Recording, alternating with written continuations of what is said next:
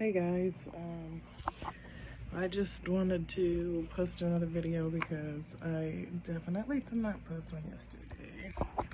I was pretty lazy. That's kind of been a theme of the last couple of days, so I know I can do better. I just, my problem is that I've been like giving myself little excuses why not to like take my medicine. And that's not good because I know I need those and they make me feel better. I don't really feel like as motivated to do stuff like when I don't take them. But I will tell you guys a little bit about, I mean, this is kind of personal, but like I felt like I don't really have that much like to talk about, like pre-planned to talk about today. I just kind of started the video, so I'm just gonna tell you about like things that come to my mind because I basically feel like I had told you guys about my 28th birthday. I went to a like a mental health place, you know, and so yeah, like that was on my 28th birthday because I was like having bad thoughts, you know, the kind that are concerning. And so I went in there, and they had told me that I have bipolar disorder, but I was kind of like taken aback by that. I didn't like expect that to be like my diagnosis, but ever since that day, that's been like the, how do I explain this? Like, I know that I have bipolar because that's what was my diagnosis, but I know that I struggle with other things too. And so, the diagnosis came from the people at the place is called Rainier Springs. But then I started going to my urgent care that's down the street from my house because they take my insurance. And sorry, my nose is like really itchy. I'm trying not to itch it. But yeah, also sometimes I smoke, so I'm gonna smoke. Sorry. Ah!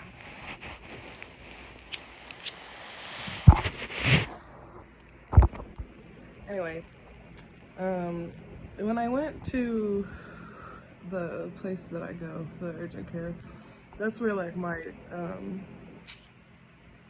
what's it called? It doesn't matter. My primary caregiver is. But it just changed because that person left that clinic and went to a different place. But the person who used to prescribe me my medicines,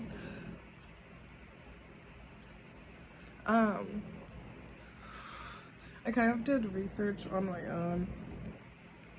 I've been doing a lot of research, and I feel like based on things I had told him that he was kind of prescribing me more along the lines of somebody who has schizophrenia than somebody who has like bipolar.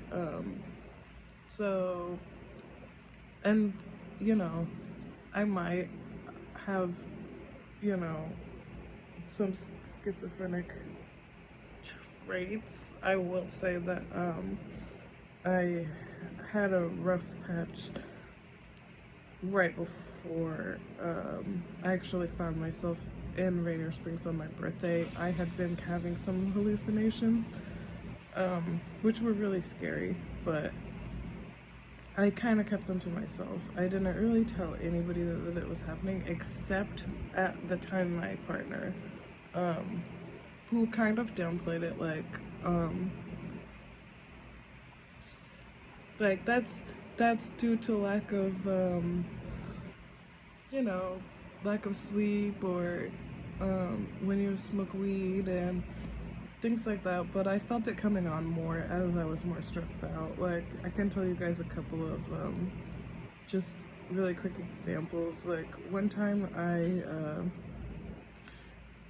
I felt like I was like about to fall asleep, but I wasn't quite asleep yet, and I felt like I heard a buzzing in like my ear, And I was like, oh, what is that? You know, that must be like a fly got in here or something like that, you know?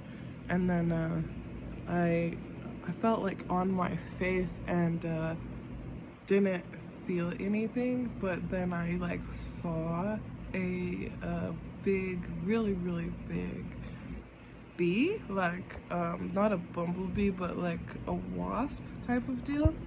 The big stingers, you know? And it was right next to my face. And then in like a split second, my whole face was like engulfed with a bunch of bumblebees. Like they were just all over my face, and I started like panicking and um, freaking out. And I was like, oh my god, that's not real. This isn't real. And my partner was next to me at the time in bed sleeping. And she was like, are you okay? You know, like, what's going on? I told her, and she was basically like, that's just because you've been drinking or like you need sleep or whatever. Another time I remembered that I was like in my house and it was the middle of the night and I woke up and saw a little boy. It was like my bedroom door was opened and where I sleep on my bed, if I like just open my eyes to look up and sit up, then I'm looking right at my door. And the kid was probably like 6 or 7, I feel like, and he was blonde. But he was like really pale too, and I didn't recognize him. And I was like, hey, are you okay? Do you need help? Are you lost? And he would just disappear in front of my eyes. So that was scary because I knew that I was seeing that and it didn't really happen. And that was, you know, that was one of the first times I saw something. Like another time, I was just sleeping and I woke up and there's a bunch of white spider webs all over my bed, like all over my head. Like some spider, like a huge spider, had been like spinning webs, you know, over my head while I was sleeping. And I look up and I see all these spider webs, and then I just see this huge white spider. And when I say huge, I don't mean like this big. I mean like at least a foot in diameter, and it was like descending on me, and I freaked out again, and then kind of rubbed my eyes and blinked a bunch of times, and everything disappeared. And I was like, god damn, like this is stress or something. I don't know what this is, but it was just really alarming. But I could chalk it up to um like night terrors, because it was normally kind of just happening around sleep time, or like when I would wake up or when I was about to go to sleep. But then I started to get more alarmed when I was like kind of like hearing things and seeing things in the middle of the day that weren't there. I hadn't been drinking or, you know, smoking or anything like that. And that was when I really got like worried. So I confided in my daughter's paternal grandma. I had told her like, I'm not right in the head. I was like really trying to be calm and cool about it, but like when I finally told her, because like my ex at the time, my girlfriend, I'd tell her everything. So it was like when I tell her things, I was like used to her brushing it off. But like, so this is my first experience telling somebody that is not right there with me all the time, you know, and like able to explain things away. I don't know. But she just listened to me, and as I started talking to her, I realized how scared I was, and I started crying. And I was like, this isn't good. I need help, you know. And she was like, I'm here for you. You can do this. And that's like a couple days before I ended up going to the Rainier Springs. But a few days ago, I was like watching a story on YouTube, and it was like, kind of don't remember. I don't really remember like because I watch so many, like, I watch a lot of true crime, but I'm pretty sure that the story was like another one of those true crime videos, you know. It was about somebody who had schizophrenia, and it kind of got me thinking, because I was like, what medicine do they prescribe people with schizophrenia, you know, because I'm pretty sure I remember that in the video they were saying, like, you can live a relatively normal life when you have schizophrenia, but it's kind of like a trade-off of, like, if you're medicated, you know, if you're on medication for schizophrenia, they said it kind of can cause you like heart problems later on in life, because basically it's not good for your heart, like antipsychotics. And I feel like that wasn't like the first time I heard that, but I heard it and it kind of struck me, and I just, like, when I got off watching that video, I went on, like, Google. And I know you should never, like, go on Google and freak yourself out, but I was like, is that right? Like, antipsychotics are bad for your heart? Like, so I first went and Googled, like, what do they prescribe people with bipolar? And the things that showed up were, like, not things I'm on, you know. So I was like, okay, what do they prescribe people with schizophrenia? And either, I'm not sure, I think two or three of the medicines that I've been prescribed by my, like, general, you know, primary caregiver, whatever, practitioner person, they were on that list. And I was just like, damn, like, I know that there's, like, a lot of medicines that they prescribe across the board for different people, you know, if you have, like, because those are all neurological disorders, right? So they could prescribe me something and it doesn't work, and then they prescribe something to me that they prescribe to bipolar people, but they also prescribe to schizophrenic people. And so I don't know. Yeah, I'm basically just rambling in this video. So if you've been watching this whole time, thank you, because like I said, I'm just basically gonna be talking about things that pop into my head. But I sort of feel like I scared myself, because I was like, oh my god, I'm gonna die young of, like, heart conditions because I'm on these medicines. And I don't know, it's been a struggle for me. I haven't taken them. It's basically, I think, pretty much the whole time my daughter's been gone. She's coming back tomorrow, and I really need to just take them tonight. I really do. But, like, after watching that video, I was like, oh, like, so I could live without these medicines and be fine, or I could take them and get heart problems, like I have heart failure at, like, 55, you know. And that's not rational. I need to, like, think about the fact that I'm not so motivated when I don't take them, and I need to, like, really get back on you know, a proper schedule of taking them, because I've always struggled with, like, what time of day I take them too. Like, I'm supposed to probably take them the same time every day. Not probably, I am supposed to take them the same time every day. And I just have no routine in my life, you know. I have no, like, checklist of things that I get up and do. Like, I really struggle with, like, feeling motivated to, like, even function normally. And so that's kind of basically what I wanted to talk to you guys about today, is that, like, if I put it on my video and there's video evidence of it, then I will have to hold myself true to my word and take my medicine tonight.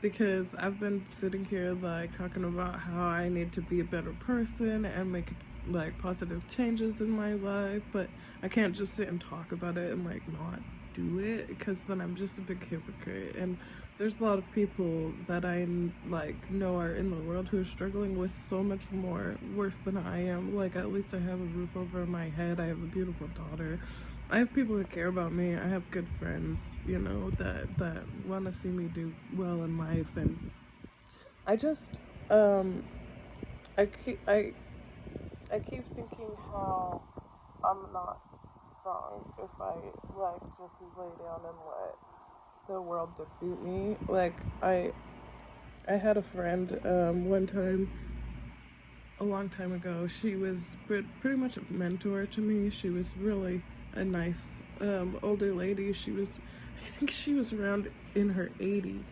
We would sit down together and just talk about the Bible, talk about God, talk about how I could focus my energy to become a better person. And I haven't spoken with her in a couple of years, but I'll never forget one time she gave me a card, and it's something that always sticks in my mind, because I don't think I have the card anymore, but I looked at it every day after she gave it to me, and the card basically on the front of it said, never, ever, ever, ever, ever, ever give up. And then she wrote me like a little message on the inside that I'm stronger than I think I am. And I wish I still had that card, because I would look at it sometimes and it would remind me that, like, no matter how hard it gets, don't give up, you know. So that's why I'm on this journey to become a better person, is because I know that, like, I can't give up. I don't want to give up.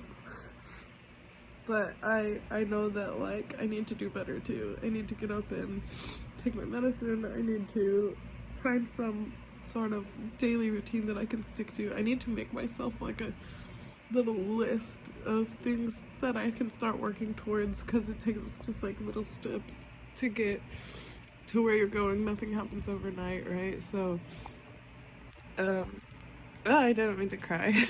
Sorry.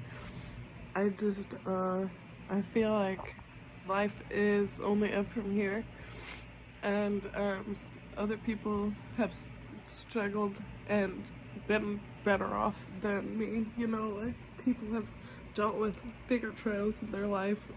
My biggest trial right now is my mental health, and like I said, my daughter gets back tomorrow. So hopefully, I mean, that's probably gonna result in a little bit more happier vibes when I'm posting, because I'll be feeling kind of back to normal again. It's just really weird when she's not here with me. But yeah, so I'm really excited to see her, and I'm really excited to just really start with all these positive changes that I want to make. I just kind of feel sometimes like a hypocrite when I say, oh, I'm gonna do this and I'm gonna do that, and then I don't feel like I have the strength to get out of bed, you know. But this is an everyday, you know, everyday kind of struggle. And I got out of bed today. I did my makeup so I could post this video. I think in my next video probably I'll show you guys my little makeup routine. It's like not even 15 minutes. I just don't leave the house without my fake purple freckles. You can't see them anymore because somebody in there turned the light off. so I'm in the dark now, but basically I want to show you guys my like getting ready routine in my next video, because it kind of makes me feel good when I have these little steps that I do. I like to wear eyelashes, fake eyelashes, because one of my biggest like people that I looked up to in my life was my grandma Kiki, and she's Finnish. She was Finnish, rest her soul. She didn't like have eyelashes, so every day I would wake up and, you know, see her getting ready, and she would always glue on her eyelashes every day. So I've pretty much worn eyelashes since my junior year of high school.